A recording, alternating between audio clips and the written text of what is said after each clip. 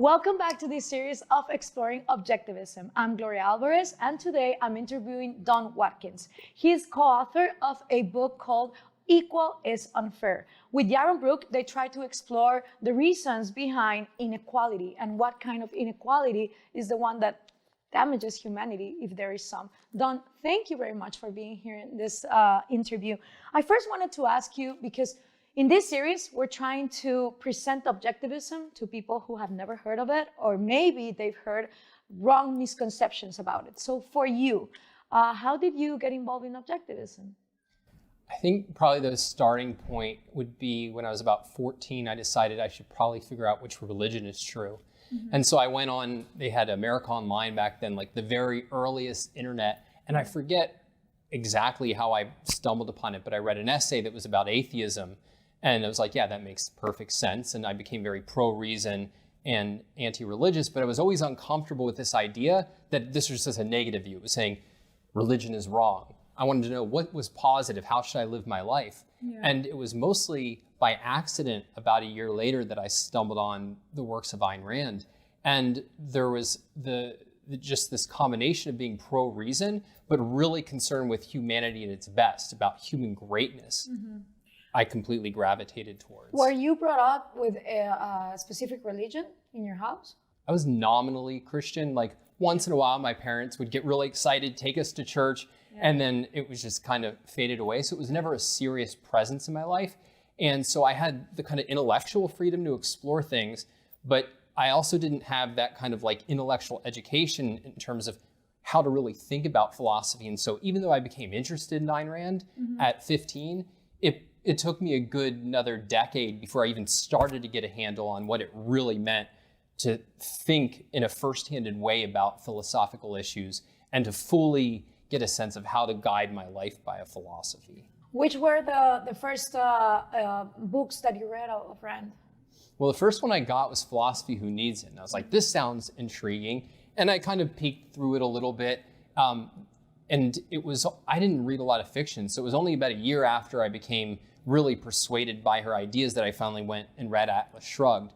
And the most striking thing about it was realizing that I had no clue what she was talking about until I saw it embodied in the way that these characters were living.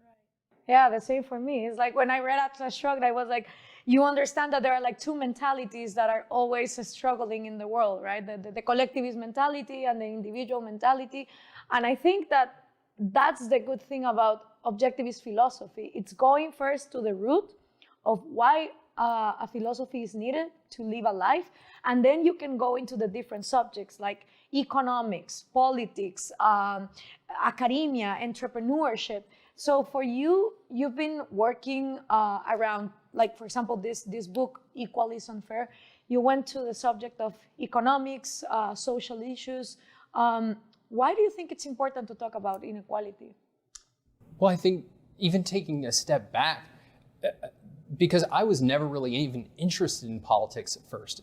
I mentioned that it was this idea of being pro-reason and interested in human greatness. That was really my primary motivation. And that's what made me so interested in philosophy. Because if you think about what philosophy is, it's whenever we're thinking, whenever we're talking, whenever we're acting, we're always making a bunch of assumptions. We're not even aware of those assumptions. Yeah. Like right now, I'm assuming that you understand the words that I'm saying. I assume that you and like the cameramen and the people doing construction outside this building that we might be able to hear that, you know, these people aren't going to like jump me and rob me or something. There's all of these assumptions. And what philosophy does is it identifies our deepest assumptions and allows us to raise those to the surface and really think critically about them so that we have the greatest amount of control over our minds as possible. And so what I always want to do is like help people gain the power of philosophy so that they can live the greatest life that they can, and they have the full power of reason, which only comes from raising those issues to the surface. And what that does is it allows you to clarify every part of the world, including policy issues, including contentious economic debates, because ultimately those are based on certain moral views. They're based on certain views of the world. And so if you take the inequality debate, I think part of what attracted me to it is precisely because I was always interested in human beings at their best. And what I think is ultimately going on in inequality debate is that there's people who view human beings at their best and want to cut them down, who view that as as something that they resent and envy, and they will concoct entire moral, political, philosophic systems in order to attack. Now, I say that, let me add though, there's many people who are concerned with inequality for perfectly good reasons. And what I try to argue in the book, what Yaron and I try to argue, is that if you're really, the genuine concerns that people have are not inequality problems. They're a very different kind of problem. And that is something that I want to really tackle on, because the debate about inequality, it's about material inequality. The way I understand that, for what I see, is that people say, okay, there is this 1% of the population who has huge amounts of wealth compared to the rest of the 99. The assumption behind, if we apply philosophy, is if just everyone in the planet would have the same equal amount of stuff, then we wouldn't have,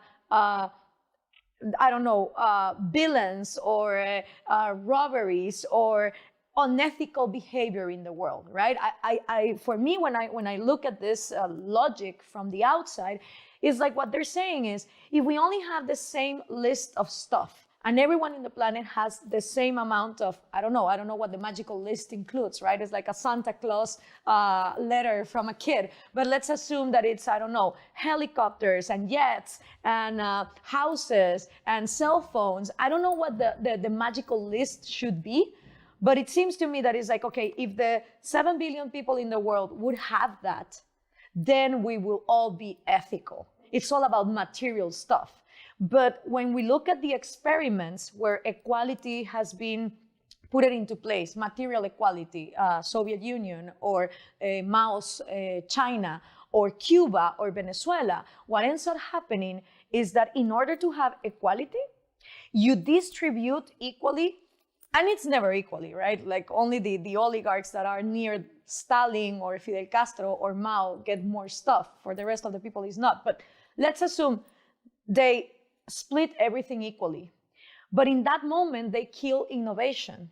So there is not more new stuff coming in that country. That's why, for example, La Habana, Cuba, looks like a postcard from the 1950s. Because in the moment that you implement equality, material equality, you immediately kill innovation for new ideas, for new products to come to that society. So instead of bringing that ethical behavior, people start behaving more like villains. And corruption is enforced and it's even applauded, whereas honesty and good behavior are not. So it seems to me that the equality that no one talks about and that we should talk about is inequality of the law. The fact that rule of law is not applied equally to everyone in the society. So one way to think about it is that there's no such thing as being for equality. Okay. Like if somebody says, I'm for equality, because there's different conceptions of equality that conflict. And I think you're highlighting the fundamental one. You can have equality of outcome or equality of condition, or you can have equality, political equality, or equality before the law. One of them is the government treats everybody the same, and then whatever outcomes we get going about our lives as free individuals, those are the outcomes we get. Mm-hmm. Or it's that the government treats us all differently in order to equalize us. Because think about it, if you're trying to make people equal in their outcomes, what do you have to do? Well, if somebody's really smart and really productive and is willing to go into a very challenging field and become like, Mike Trout, the best baseball player, they're going to become like Steve Jobs, one of the best business people. Yeah. They are going to, by that very nature, if they're left free, earn a lot of money. More than even take somebody who's perfectly moral, perfectly productive, but like a teacher. My wife was a teacher for a while, and I have a lot of respect for teachers, but you're providing economic value to maybe 12 people at a time. You're going to achieve really wildly different results. And so what is the only way to equalize? It's to penalize people who create more value, right. And it's to reward people for the less value that they create. You have to treat them differently.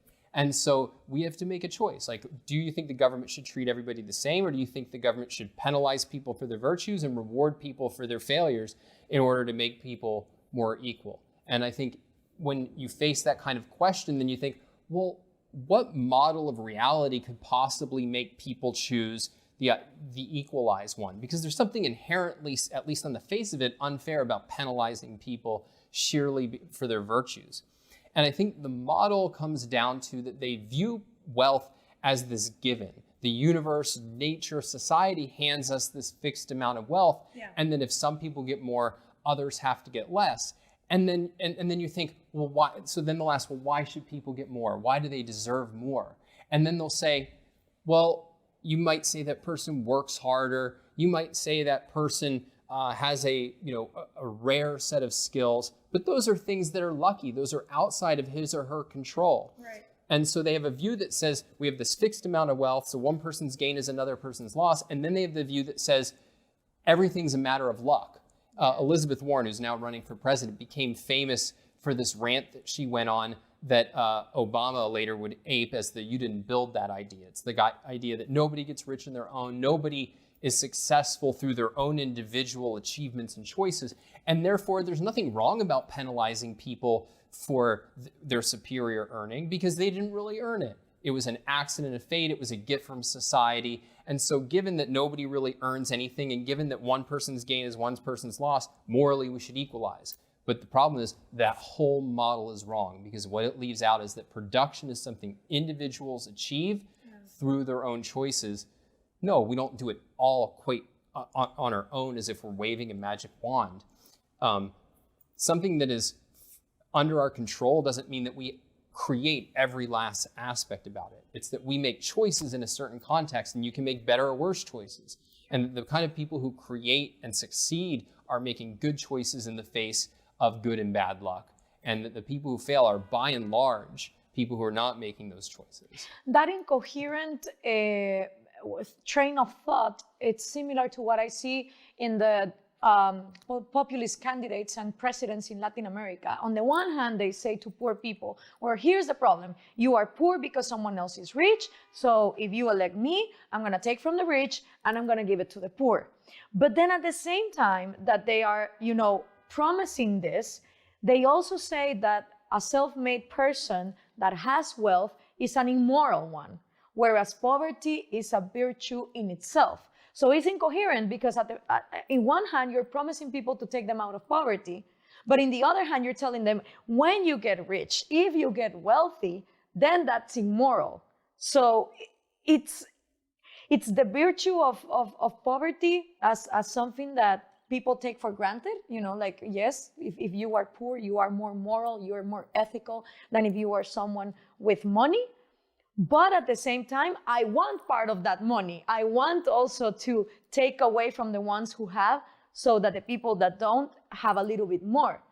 When you have presented your book and talk with people that are concerned with the inequality issue, what do you think are the examples or the arguments that can really shift their minds?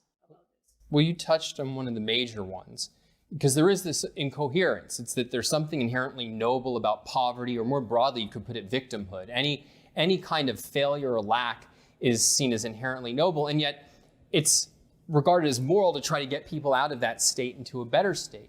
And the way to resolve this contradiction, Ayn Rand actually talks about this. She says that the key to understanding what's going on there is that it's only moral if you get out of that by virtue of other people's sacrifices. If you don't earn the money that gets you out of poverty, then you have a right to it. But if you earn it, you don't. That this is the morality she called altruism or otherism, the idea that it's our moral duty is to sacrifice, and that what's immoral is to gain for oneself.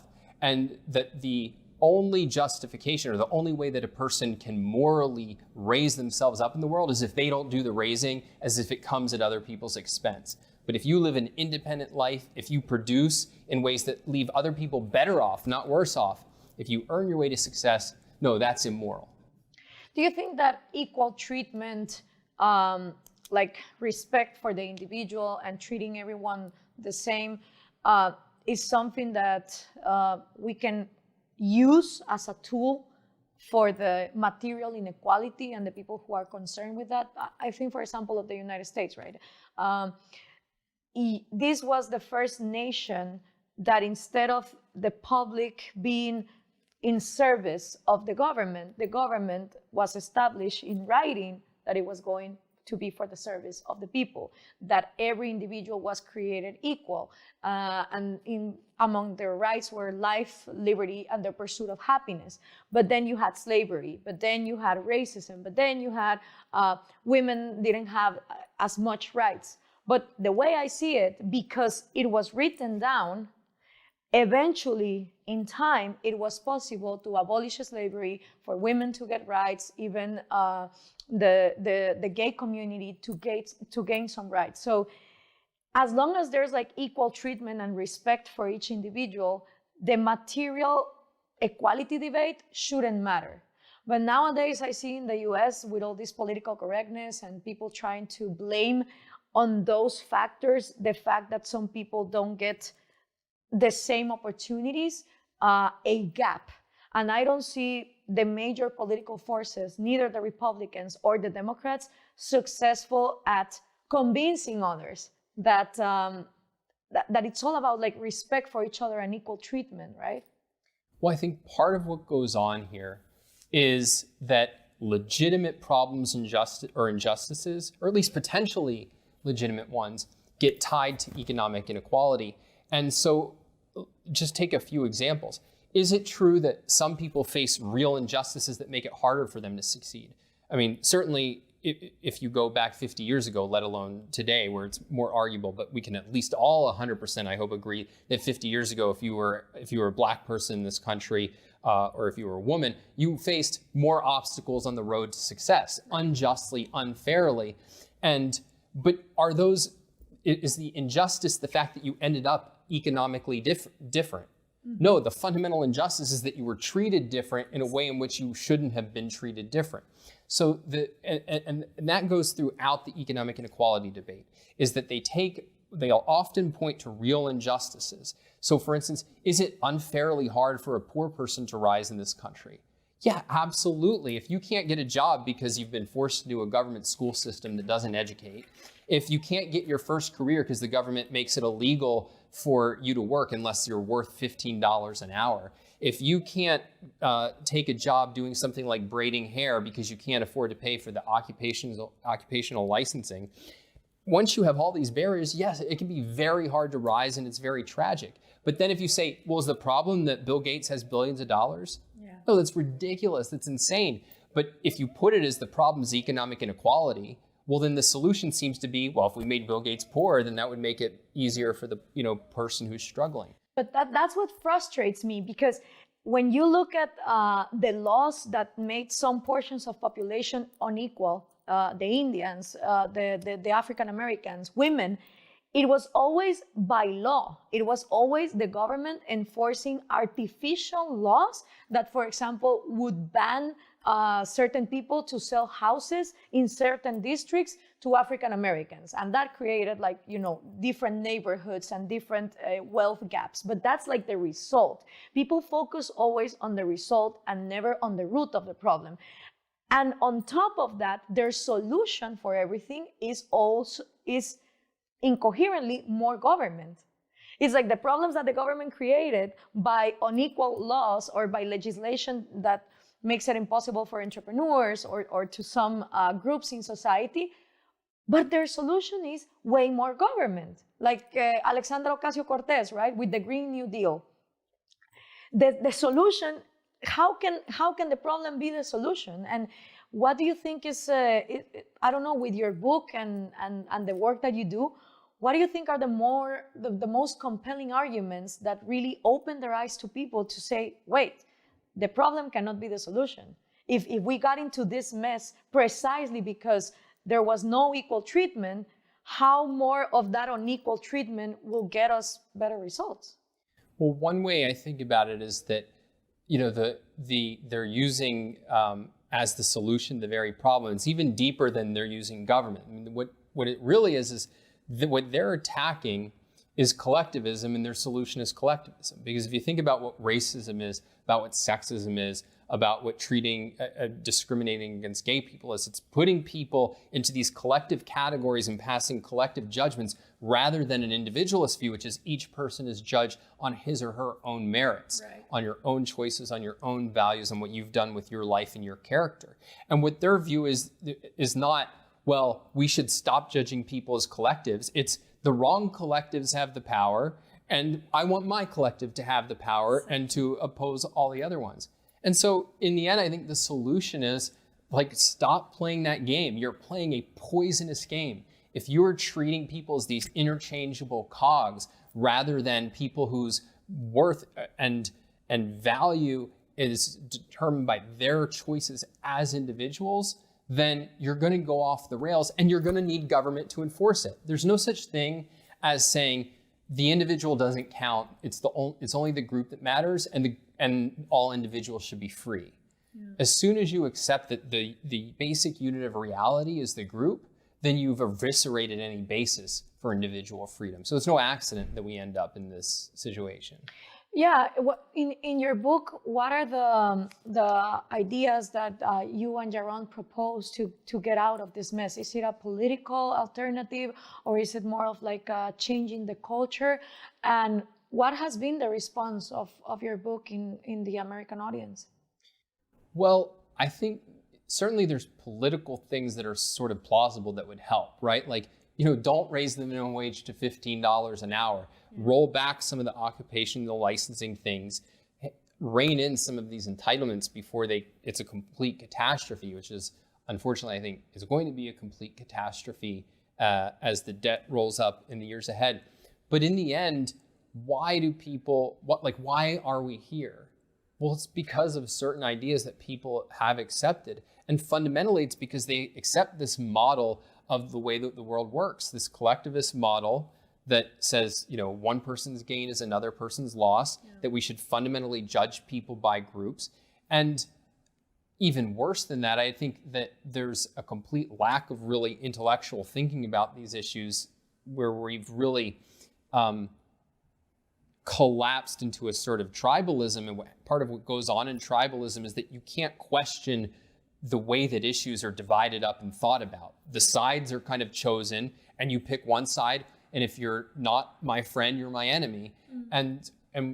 And part of what we're arguing equals unfair is that the sides are wrong. It's that you need an individualist conception of how to think about this issue, and that's not on the table. And so, how have our views been received? Well, I don't think that they've really gotten a hearing. And what we're seeing right now is, so we wrote this book, I think we started in 2015. Mm-hmm. And if you remember what was going on during that time, this was really an economist, Thomas Piketty, had written a book on inequality. The left, since Occupy Wall Street in the United States, had really been making it an issue. And the reason they wanted to make it an issue so badly is because inequality is not actually an issue. It's a framework for thinking about every other issue. It's a framework based on a philosophic view called egalitarianism, which just holds that any kind of distinctions, and certainly value distinctions, are wrong on their face, and that and that what you should be striving for is equality of outcome in all things. And what was starting to happen is that this was really becoming part of the conversation. And eventually what happened is that the left became just dominated by egalitarianism, and the right rejected it. Trump came along, and everybody thought that the 2016 election was going to be about inequality. And what he did is he redefined what the issue was and made it essentially, no, we can be American nationalists. Mm-hmm. Now, he didn't put it that way, but that's what the idea of Make America Great really amounted to. And so you got this tribalism that had two variants of the same view. One says, the nation first, and the other has this kind of more universal collectivist view that the left upheld on the inequality debate. And so we just got trapped in these two collectivist conceptions, and individualism has basically just been left out of the conversation. And individualism is being left out, and true free market is also being left out. But when the left tackles the root of the problem, they wrongly say, that the right is implementing individualism and free market. For example, a lot of people blame the 2008 crisis on what happens when free market is enforced, or even the big monopolies of Rockefeller and JP Morgan and Vanderbilt and the big giants of America. They tell you, you see, that's what happens when there's like true free market. Monopolies are created and the gap gets bigger and bigger. And when you go to the root of the problem, it turns out that as Trump's nationalism, it has nothing to do with free market. It has to do with privileging some sectors, again, with laws and regulations that allow them to grow, not through the forces of like free competition, but because they are protected. But people don't get this reality. What they get is that that's a capitalism fault, and we should blame that, and we should stay away from that. And most people say, no, Trump is a true capitalist, and that's what capitalism is about. It's about protecting your friends or your peers and creating oligarchies. So how do you break that? How do you enter the debate of that true individualism and rationality and the roots of the problem are not being tackled either by the left or by the right? Well, so one is, this is not a new problem. Every intellectual issue, the way that bad ideas propagate is by trying to tie good ideas and package them with alternative bad things, right? And so, for instance, it was during the 20th century, one of the big things that happened is capitalism was equated with fascism. And the communists did it. The fascists would equate the capitalists with themselves in certain ways. But there was just this always an attempt to package good ideas with bad ideas in order to smear the good ideas. And so part of what you have to do is have intellectual clarity about I stand for this and not that.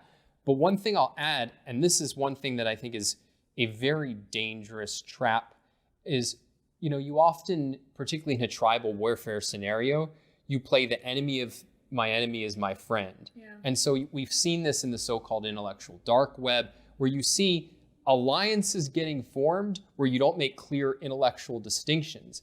And so you got a lot of really good people who I have respect for, even if I think that they're profoundly wrong about important things. People like Sam Harris or people like Jordan Peterson, they would be running in the same circles as somebody like this Milo Yiannopoulos character, who I think is like intellectual poison. And there's other people like that, let alone the real like white nationalists and things. Right. So you have to be intellectually clear about what you stand for, but then you have to be super careful about who are you making alliances with, or who are you seen as making alliances with. And so I think it's important to be very careful with like, who am I going to interact with and under what circumstances, because I don't want to be seen as agreeing with anything that I don't actually agree to. It doesn't mean you can't interact and do stuff with people you disagree with, but when the idea is pure poison and it's being packaged with what you believe, you have to do everything within your power to make it clear that you want nothing to do.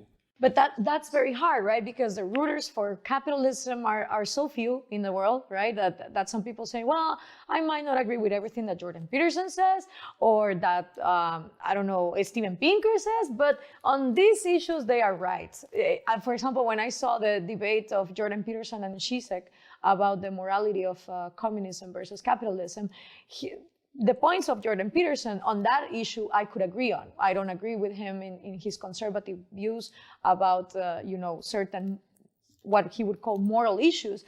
But the problem is there are so few people defending sometimes free market, sometimes individualism, that mentality shows up, right? The enemy of my enemy is my friend. And then a philosophy like objectivism, that it's so clear in everything that it offers, gets trapped into not being able to, spread the world more widely, because you don't get stages to talk about these ideas, right? Yeah, although I don't think that's our problem. People often say it's objectivists don't do enough with non-objectivists, which isn't true. I mean, we do that all the time. I think the main thing is that most of us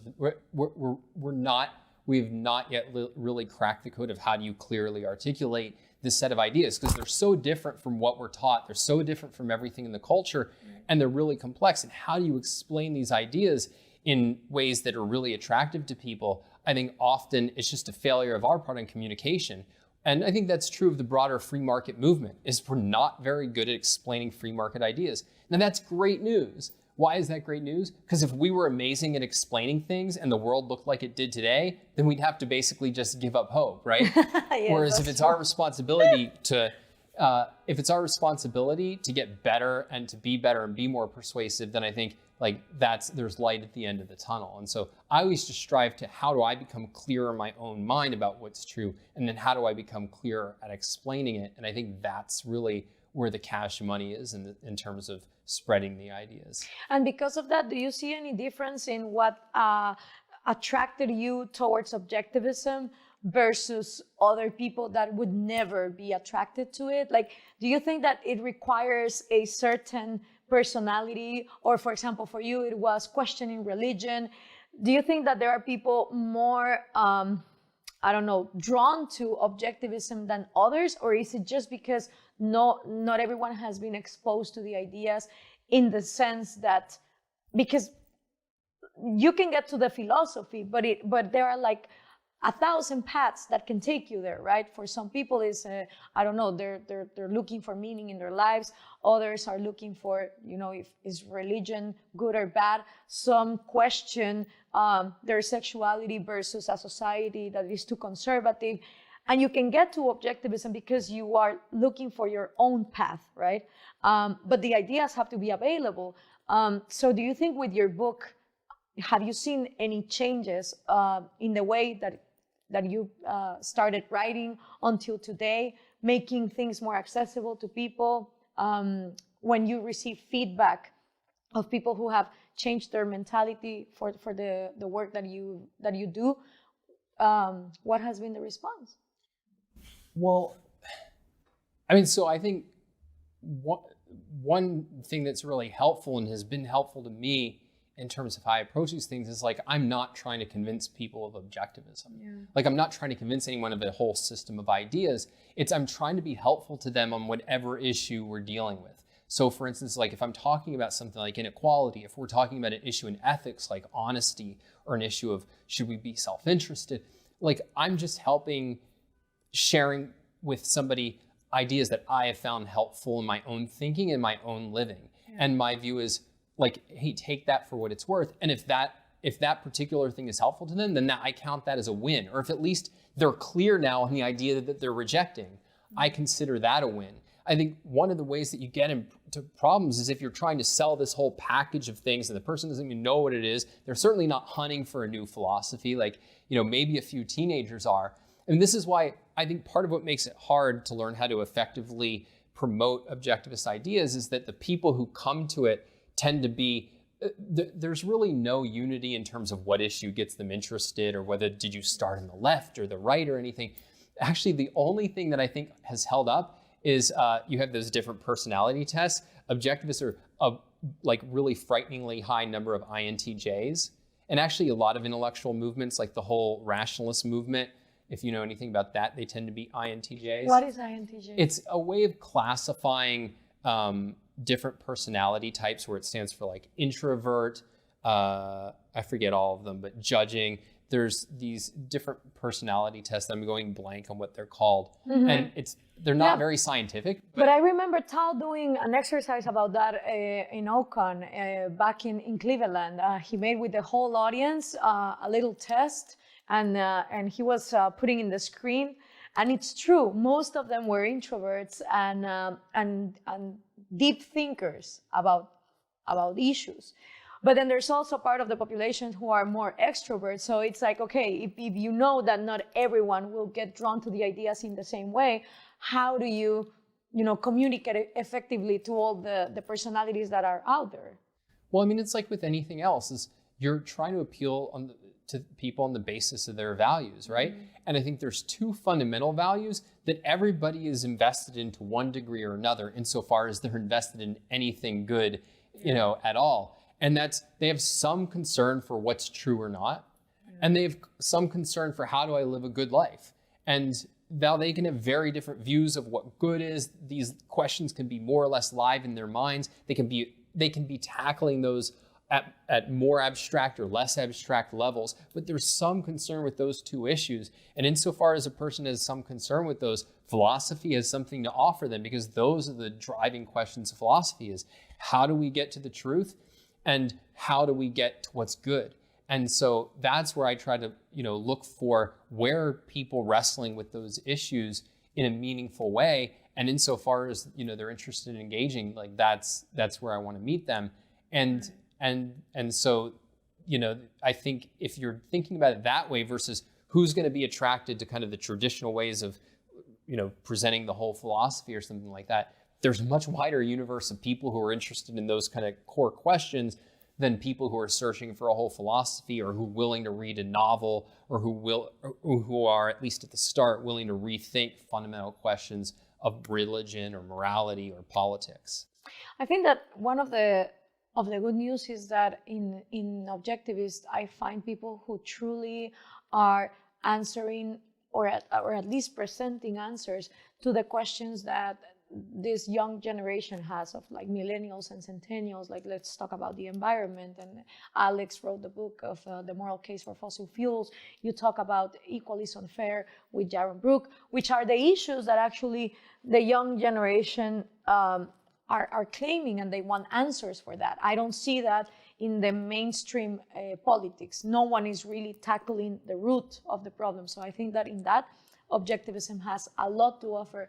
Jonathan Haidt, a scholar from Europe, he recently wrote a book about how this generation has good intentions, but is drawn by bad ideas, because people are not willing to do the research, the deep research into understanding the root of the problem.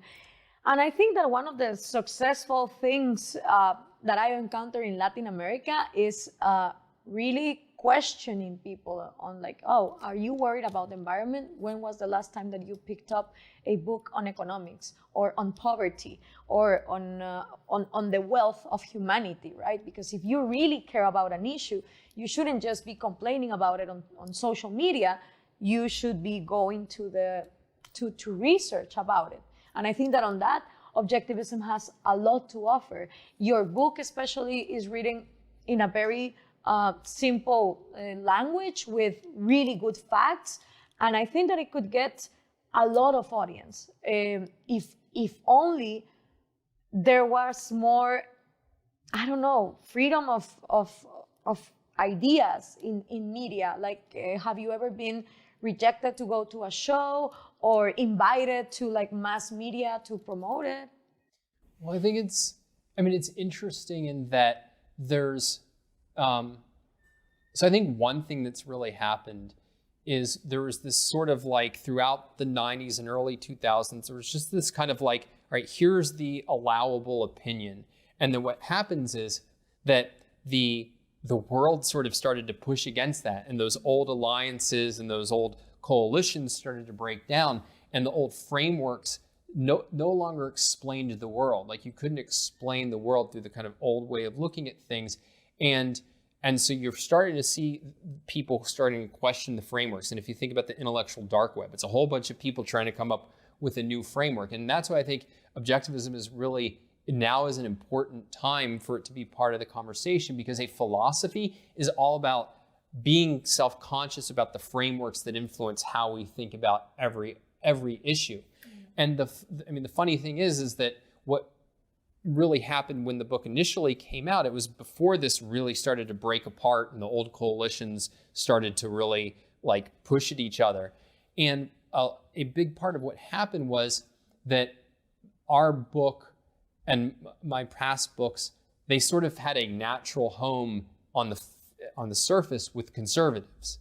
Yeah. And because, you're attacking the left, right? Yeah. Like, I wrote books against the welfare state and, for capitalism and on inequality and on finance. And it's, you're attacking the left. So you're at home here. But if you notice that as the old coalitions on the right started to break up, what's gotten squeezed out is the pro-freedom side. Yeah.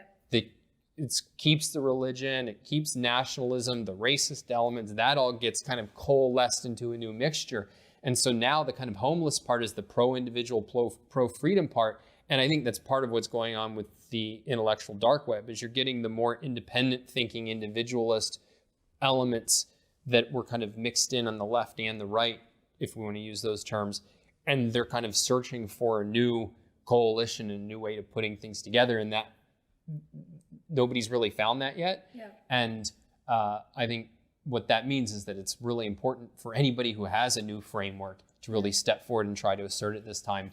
It happened exactly the same to me in Latin America. I got notoriety by a speech where I was denouncing populism, socialism of the 21st century. And then the right wing was like, oh, yeah, we like her. Let's invite her. Let's put her in conferences. But then as soon as I started talking not only about economic freedom, but about individual liberties, right?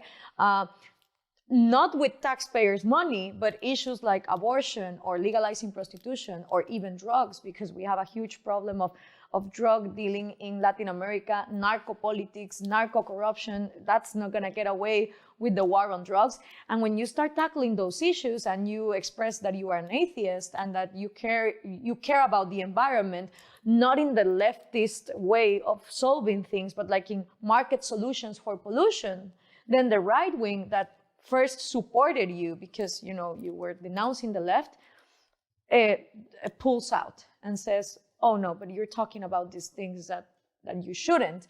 And then when you see that these are both sides, both extremes are in the same spectrum, I find myself more comfortable now exploring objectivism. I read Rand like 10 years ago for the first time, and now I'm doing the OAC, and I find that objectivism has answers that not even libertarians in Latin America are willing to discuss in individual liberty and in economic freedom.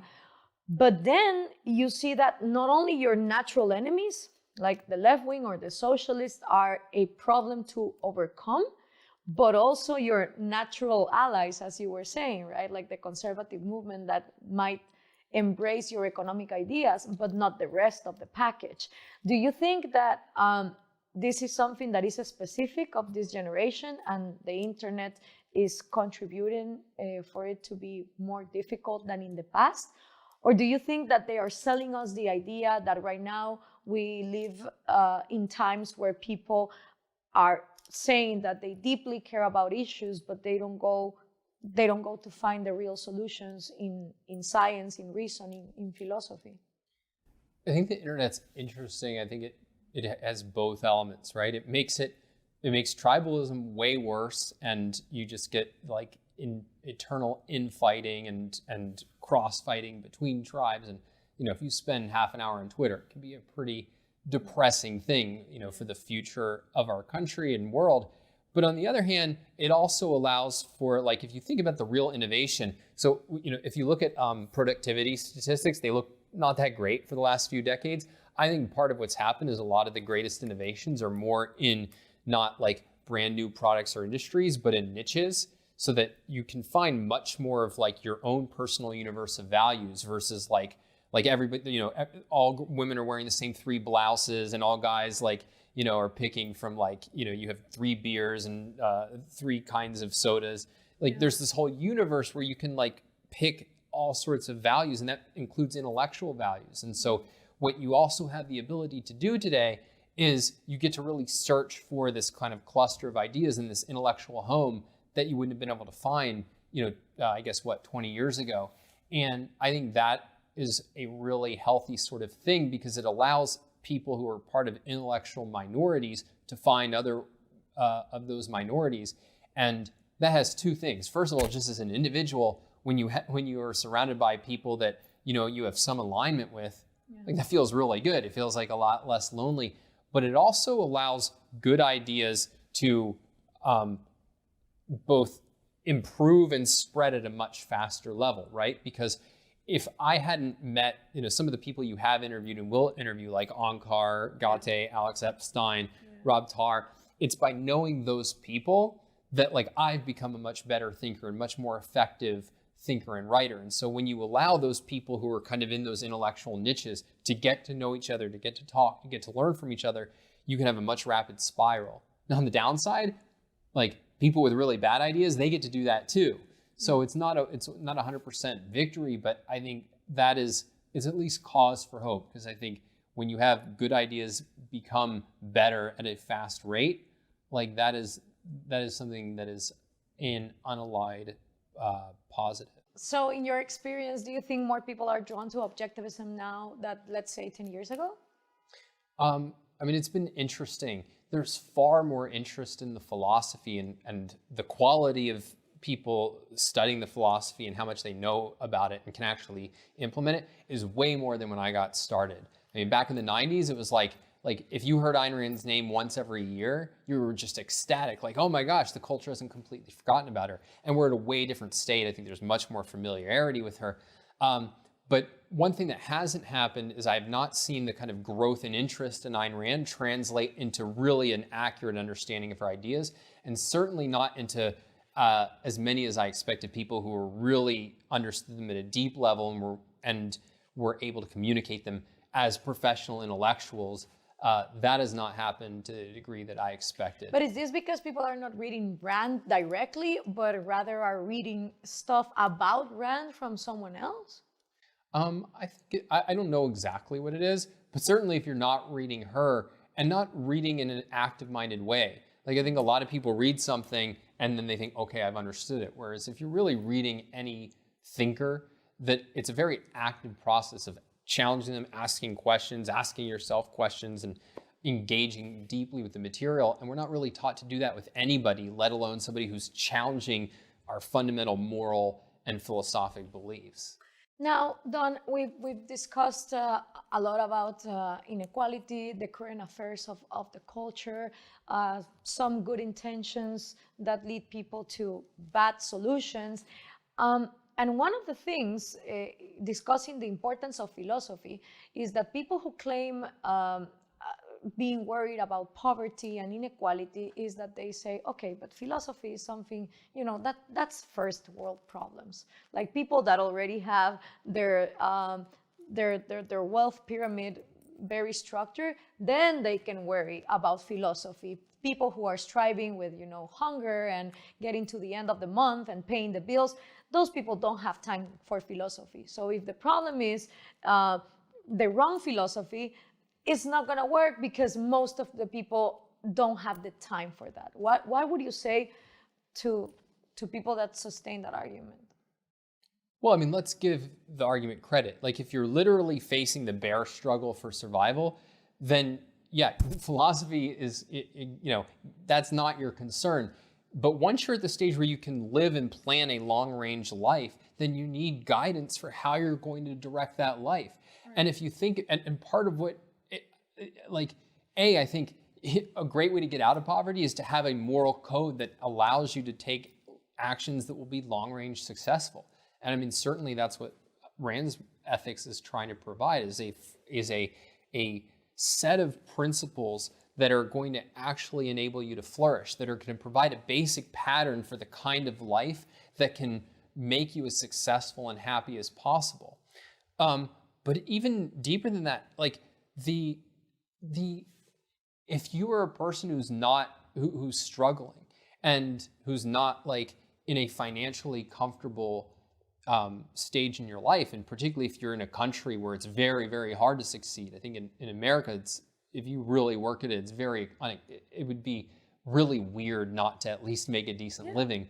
But you need even more, if that's even the right way to put it, concern with the kind of deep spiritual values that a philosophy is going to help you provide, like a real sense of meaning and purpose, and the kind of worship of human greatness that can actually like sustain a soul, and that is communicated in art and enjoyed through the sublime. Like all of that is part of what philosophy is giving you.